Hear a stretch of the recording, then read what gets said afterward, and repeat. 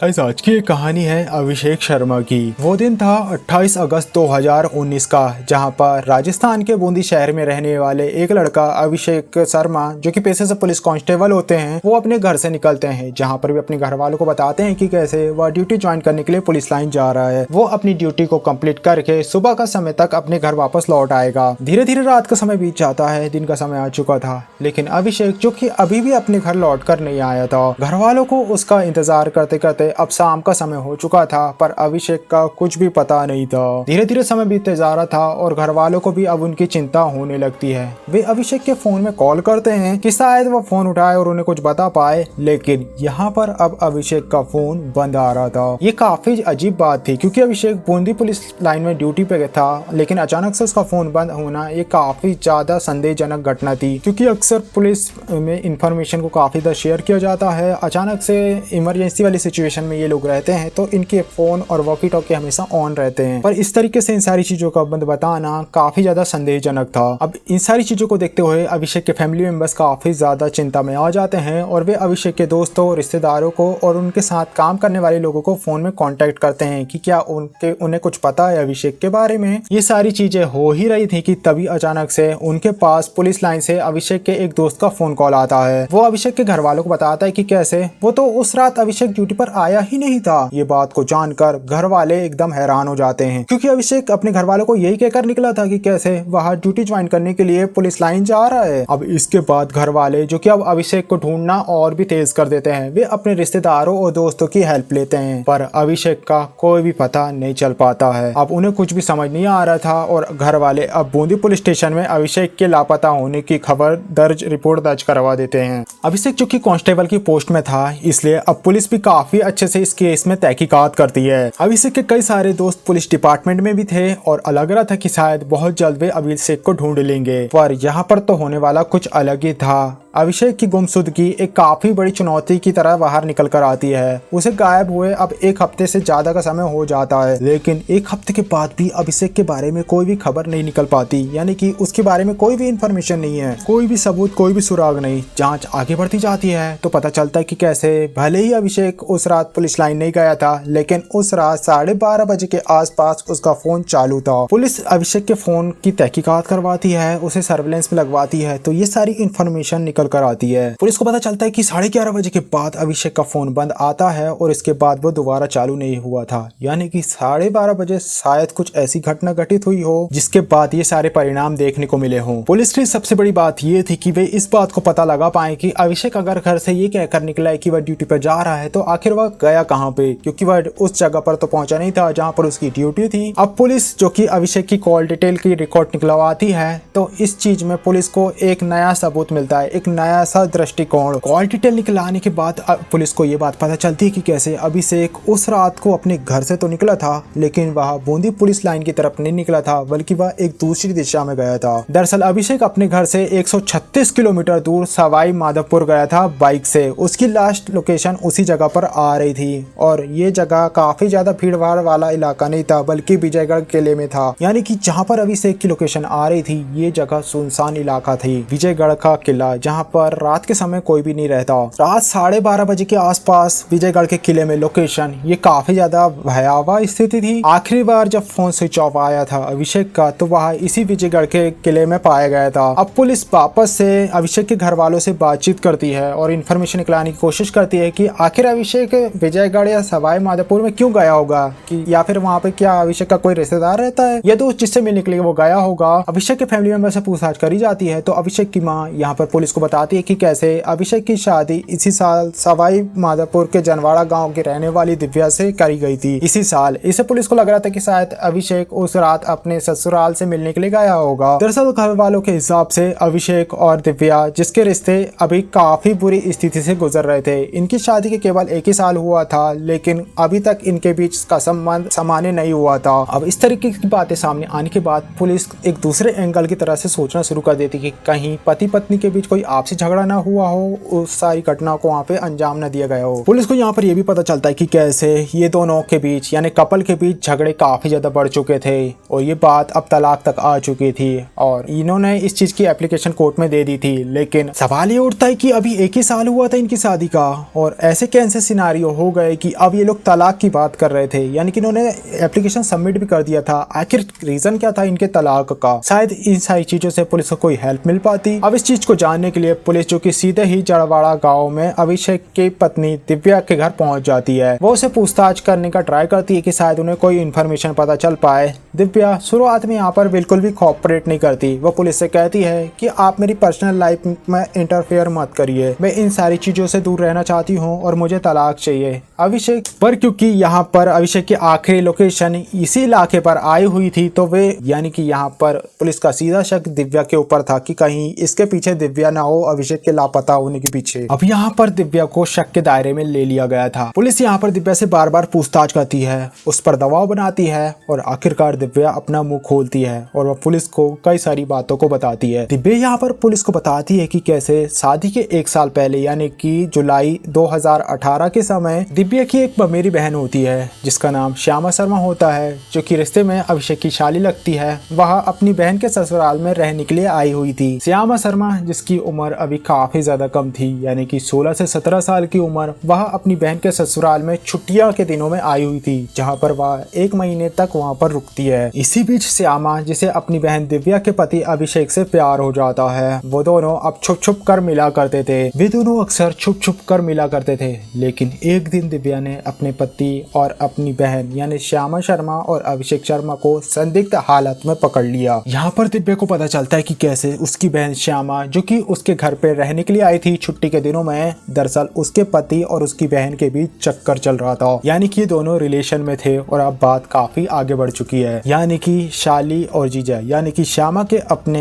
जीजा अभिषेक के साथ अवैध संबंध थे और ये बात अब दिव्या को पता चल चुकी थी। ये वो समय था जहाँ पर दिव्या ने इन दोनों को रंगे हाथों पकड़ लिया था और इसके बाद दिव्या अभिषेक को छोड़कर अपने मायके चली जाती है। अब दिव्या को अभिषेक से तलाक चाहिए था, इसलिए उसने अब कोर्ट में एप्लीकेशन दायर कर दी कि ये लोग अब अलग होना चाहते हैं। अब पुलिस को ये सारी बातें पता चलती है तो पुलिस अब यहाँ पर श्यामा शर्मा यानी कि दिव्या की बहन अभिषेक की शाली के बैकग्राउंड को पता करना शुरू कर देती है। तब यहाँ पर पुलिस को पता चलता है कि कैसे अभिषेक की शाली श्यामा जो कि उसी इलाके की रहने वाली थी जहाँ पर उसका घर उसी विजयगढ़ के किले के नजदीक में है। ये वही किला था जहाँ पर अभिषेक की आखिरी लोकेशन नजर आई थी। पुलिस यहाँ पर अब श्यामा शर्मा को शक के दायरे में ले लेती है। अभिषेक को गायब हुए 4 महीने का समय हो चुका था, लेकिन पुलिस जिसे अभी कोई भी सबूत नहीं मिल रहा था, ना ही अभिषेक के बारे में कोई भी इंफॉर्मेशन। लेकिन अब जो भी इंफॉर्मेशन पुलिस को मिली हुई थी, दिव्या ने बताया था, शायद ये वो इंफॉर्मेशन थी जिसके जरिए वे अभिषेक का पता लगा सकते थे। इस सिनेरियो को अब इस तरीके से समझ सकते कि कैसे अभिषेक का मोबाइल सवाई माधोपुर इलाके पे आखिरी लोकेशन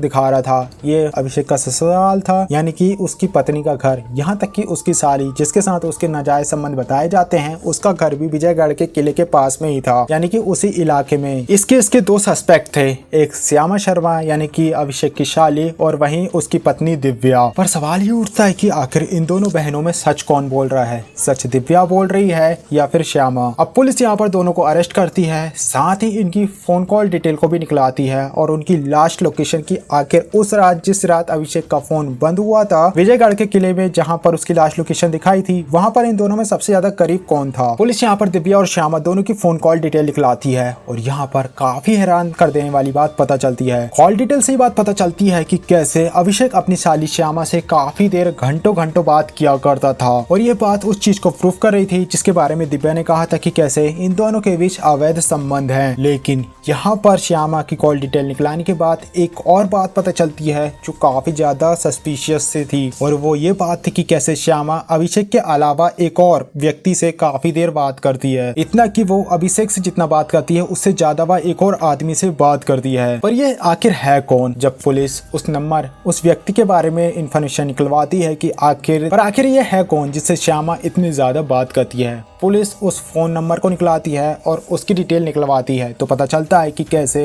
ये एक नावेद नाम के लड़के का फोन नंबर है। यही नहीं, जैसे कि मैंने आपको बताया कि कैसे विजयगढ़ के किले में अभिषेक की लाश लोकेशन नजर आ रही थी। पुलिस ने जब श्यामा की लोकेशन को ट्रैक किया तो यहाँ पर पुलिस को ये बात पता चलती है कि कैसे जिस समय अभिषेक की लोकेशन विजयगढ़ के किले में नजर आ रही थी उस समय श्यामा की लोकेशन भी उसी किले पे नजर आ रही थी। और तो और श्यामा जिस नावेद नाम के लड़के से अक्सर बातें किया करती थी, जिस समय ये घटना घटित हुई थी, जिस समय अभिषेक का फोन बंद हुआ था, नावेद की लोकेशन भी उसी इलाके पे नजर आती है। इन सारी बातों का इशारा केवल एक ही तरफ था कि हो ना हो अभिषेक के लापता होने के पीछे श्यामा और नावेद का कोई ना कोई रिलेशन है। अब इस घटना के घटित होने का 4 महीने का समय हो चुका था और पुलिस अब इन दोनों को ही अरेस्ट कर लेती है, उनसे कड़ाई से पूछताछ करती है। शुरुआत में ये दोनों पुलिस को घुमाने की कोशिश करते हैं, ये कुछ भी नहीं बताते, पर पुलिस जब इन दोनों को सबूत दिखाती कि कैसे इन दोनों की लोकेशन उसी जगह पर नजर आ रही है जहां से अभिषेक गायब हुआ है, तो अब ये लोग अब घबराना शुरू कर देते हैं। यही नहीं, पुलिस अब यहाँ पर थोड़ा कड़ाई से रुख अपनाती है और उनसे कड़ाई से पूछताछ करती है। तो यहाँ पर श्यामा और नावेद अब अपनी गलती को एक्सेप्ट करते हैं। उन्हें ये बात पता चल चुकी थी कि अब वे दोनों यहाँ पर पकड़े गए हैं और अब उन्हें सच बताना होगा। वे लोग यहाँ पर अपने इस क्राइम को एक्सेप्ट करते हैं कि कैसे 28 अगस्त 2019 की रात को इन दोनों ने मिलकर अभिषेक को मार दिया। पर सवाल ये उठता है कि आखिर श्यामा और नावेद ने अभिषेक को क्यों मारा,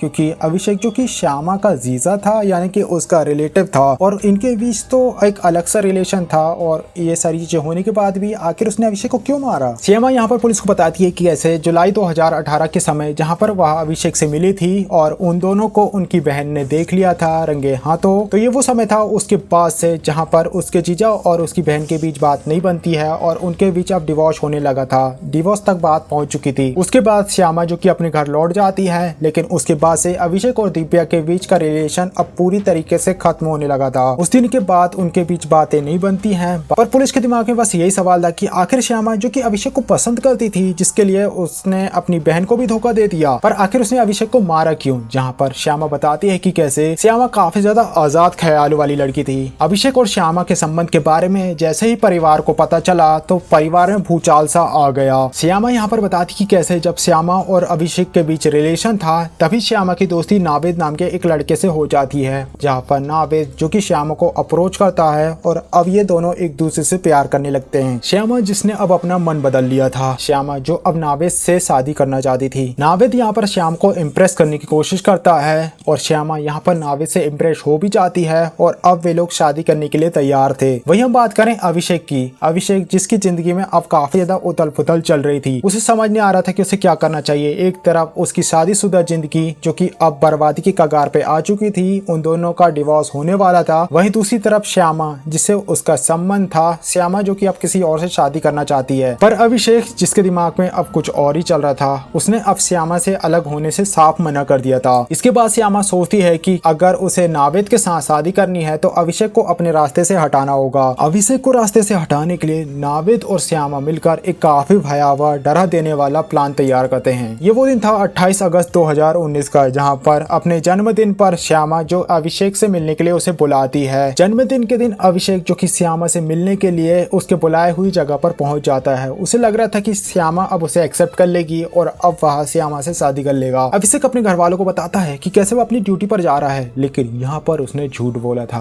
दरअसल वह अपनी बाइक से सवाई माधोपुर के लिए निकल जाता है। वहाँ पर पहुँचने के बाद वे दोनों एक दूसरे से काफी ज्यादा बातें करते हैं। वे लोग साथ में डिनर करते हैं, लेकिन तभी वहाँ पर नावेद आ जाता है। यहाँ पर श्यामा अभिषेक को नावेद से मिलवाती है। वह उसे बताती है कि कैसे वह उसका दोस्त है। रात के समय में ये दोनों मिलकर अभिषेक को मनाते हैं कि क्यों ना हम रात के समय में विजयगढ़ का किला घूम कर आए, ये काफी ज्यादा एडवेंचर से भरा होगा। पर यहाँ पर अभिषेक को क्या पता था कि उसके पीछे काफी खतरनाक प्लान इन दोनों ने तैयार करके रखा हुआ है। अभिषेक को यहाँ पर बिल्कुल भी पता नहीं था कि उसकी शाली ने उसके लिए जाल तैयार करके रखा हुआ है। ये लोग तो गाड़ी को उठाते हैं और विजयगढ़ के किले पहुंच जाते हैं। किले के अंदर जाने के बाद जैसा इन्होंने सोचा था, नावेद ने एक लोहे की रॉड को उठाया और अभिषेक के सिर पर पीछे से वार किया। नावेद अभिषेक के सिर पर इतनी बार वार करता है कि अभिषेक संभल भी नहीं पाता, तुरंत वहीं पर बेहोश होकर गिर जाता है। इससे पहले कि अभिषेक वापस से उठकर अपने आप को संभाल पाता, नावेद और श्यामा मिलकर अभिषेक के सिर पर कई सारे वार करते हैं। वे उसे तब तक मारते रहते हैं जब तक उसकी मौत ना हो जाए। यहाँ पर श्यामा और नावेद ने सारी बातें पुलिस को बता दिया था, लेकिन सबसे बड़ा सवाल यही है कि आखिर अभिषेक की लाश है कहाँ पर। यहाँ पर नावेद और श्यामा पुलिस को बताते हैं कि कैसे उन्होंने अभिषेक को मारा और सबसे पहले उसकी फोन को स्विच ऑफ किया। वे बताते कि कैसे